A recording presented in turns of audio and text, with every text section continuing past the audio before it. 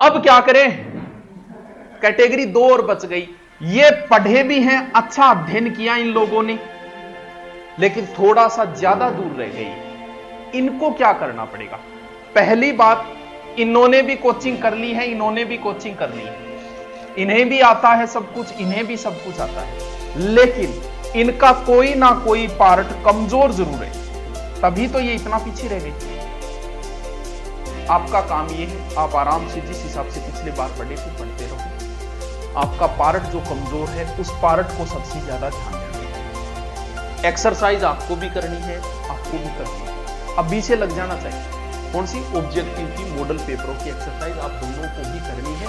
Online की बजाय offline model paper आगे अभ्यास ज्यादा करें। हाँ, ऑनलाइन हम देते हैं, लेकिन वो मैं ये कह रहा हूँ ऑफलाइन थोड़ा सा ज्यादा करें, क्योंकि आप समझदार हो, हर चीज को समझते हो।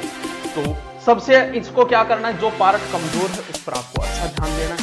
मुझे लग रहा है आपका पार्ट जैसे कमजोर होगा, सिलेबस बताऊंगा उसके बाद बता दूंगा आपका। मुझे पता है साइको हर किसी की कमजोरी होती है, रीड की, सेकंड सबको आता है, लेकिन रीड की होती है। साइको अच्छा पढ़ना है, शिक्षण विद्या भी आपको अच्छी पढ़ी, और आपका जो भी है, लेकिन आप अभ्यास अच्छा करो। अपना सब्जेक्ट जो कमजोर है उस सब्जेक्ट पे थोड़ा ध्यान देना है, क्योंकि आप ज्यादा दूरी पर नहीं रहती है। ठीक है, इतनी बात। स्मार्ट स्टडी क्या होती है, थोड़ी सी देर में। तो इन दोनों को तो लगभग बराबर की टक्कर है। हम अभी अभी आए हैं, ताजा ही आए हैं, एकदम फ्रेश है। ये वो लोग हैं जिनमें से 10% तो रोल नंबर ही गलत रखते हैं। क्यों? क्योंकि ये पहली बार ही आए, पहली बार ही आए। ज्यादा नॉलेज को ना कोई कौन पतो कि सिलेबस में क्या है, यहाँ पढ़ना ये कराना। क्यों? क्योंकि इन्होंने कोई कोचिंग भी नहीं ली अभी तक, और अब कोचिंग ये लेने का मुझे नहीं लगता कि सरकार मौका देगी, अप्रैल तक हुई तो इनके तो बड़ी समस्या आ रही है। अब देखते हैं कि इनकी समस्या का क्या समाधान होगा। देखिए, अब मैं एक बार आपको रीड का सिलेबस बताता हूं, नॉर्मल बता रहा हूं, ऊपरी ऊपरी देखिए। 2 भाषाएं आएगी, मैं मान लेता हूं कि एक हिंदी है और एक संस्कृत ले लेता हूं, क्योंकि लगभग बच्चे संस्कृत लिखते हैं। ठीक है, कितने? 30 क्वेश्चन, 30 क्वेश्चन। फिर आपकी बाल मनोविज्ञान जो कि साइको लिख देता हूं। ठीक है, कितने क्वेश्चन है? 30। और फिर जैसे मान लो कोई एसएस का है या फिर साइंस का है, जिसका भी है उसके कितने है? 7।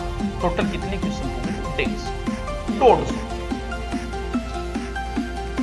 पहला काम क्या करना है, ये काम तीनों को ही करना है। आपका जो भी सिलेबस है आपके सामने होना चाहिए। नंबर 1 बात बताने की जरूरत नहीं है, फिर भी बता रहा हूं। आप हमेशा कुर्सी पे बैठ के, आपके सामने मेज और कुर्सी हो तो उससे अच्छी पढ़ाई करें। लेट के कभी सो के पढ़ा नहीं जाता है, सो के सोया ही जाता है। ऊँट की क्रिया सोएगा, सो के पढ़ा होना कभी याद करें, क्योंकि रीड का सिलेबस ये ऐसा है कि आप सो के पढ़े। हिंदी में अभ्यास चाहिए, संस्कृत में अभ्यास चाहिए, अगर आप साइंस की हो तो मैथ में अभ्यास चाहिए। तो आप सो के पढ़ कैसे रहे? मेरे को ये समझ में नहीं आया। सो के क्या होता है, अगर थकावट आ गई, थोड़ा सा 1 घंटा पढ़ रहे तो थकावट आ गई, उसको रिविजन करते समय से बेड के ऊपर को टांगना ऊंचा नीचा कर सकते। लेकिन सो के आप, यानी आपके सामने सिलेबस टंगा होना चाहिए। आपको लग रहा है इससे क्या होगा, उसका आपको फायदा जब मिलेगा तब आप करो। मेरे कहने पे एक बार कर लेना, सिलेबस एक बार चिपका लेना। आपका जो भी सब्जेक्ट का सिलेबस है वो एक बार चिपका लेना। आप जहां बैठ के पढ़ाई करो, बस इतना सा कहना मानिए, स्लोगन ला गई। ठीक है, इतो काम करिए, इसका आपको अनुभव आपको पता चलेगा लास्ट मिले कि हाँ, इस सिलेबस से मुझे क्या फायदा हो, जो मेरे सामने हमेशा रहता था। पढ़ते समय भले तीनों ही हो, तीनों के लिए ये रूल लागू होगा। पढ़ते समय आपके पेन हमेशा ही पास में होना चाहिए। ये नहीं कि आप बिना पेन ही पढ़ रहे हो, भले आप किताब पढ़ रहे हो, नोट्स नए बना रहे हो, तो भी आपके पास पेन होना चाहिए, ताकि आपको पता तो चले आप कहां हो, क्या पढ़ा। यानी पेन हमेशा आपके पास होती है। और जो व्यक्ति लिख लिख के पढ़ता है उसे ये पता, क्योंकि अगर आप लंबे समय तक पढ़ रहे हो तो एक बार दिमाग ऐसा कहेगा कि तेरी याद ही नहीं। तो अगर लिख लिख के पढ़ते हो, लिखना कैसे है, रफली नोट्स बनाते हो, बहुत अच्छी बात है। नोट्स कैसे बनाने वो भी मैं वीडियो डाल रखा है, देख लेना, उस चैनल पे है। लेकिन लिखते हुए कैसे पढ़ना है, रफली।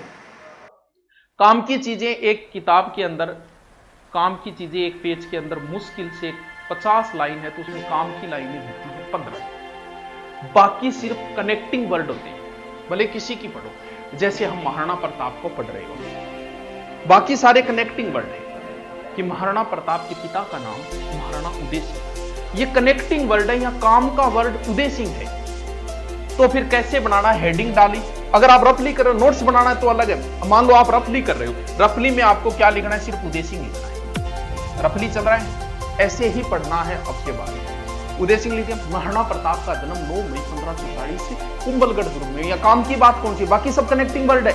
काम की बात है 9 मई 1540 कुंभलगढ़। महाराणा प्रताप का राज्याभिषेक गोगुंदा में 1572 में। काम का वर्ड कौन सा है, गोगुंदा, 1572। मान लो आपने सारे चैप्टर लिख लिए, आपने ये वर्ड छोटे छोटे एक पेज के अंदर लिखे। अब इसको रिपीट कैसे मारना है, ये उदय सिंह, ये क्या था, महाराणा प्रताप की, क्योंकि आपने सिर्फ उदय सिंह लिख रखा है। 9 मई 1540 में क्यों महाराणा प्रताप, कुंभलगढ़ क्यों, कुंभलगढ़ क्यों, गोगुंदा क्यों।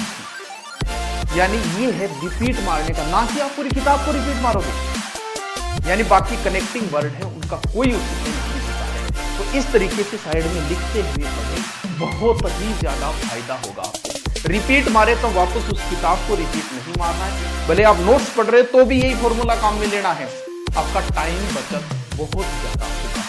ये तीनों को ही अपनाना है, ठीक है। ये सिलेबस मैंने बताया।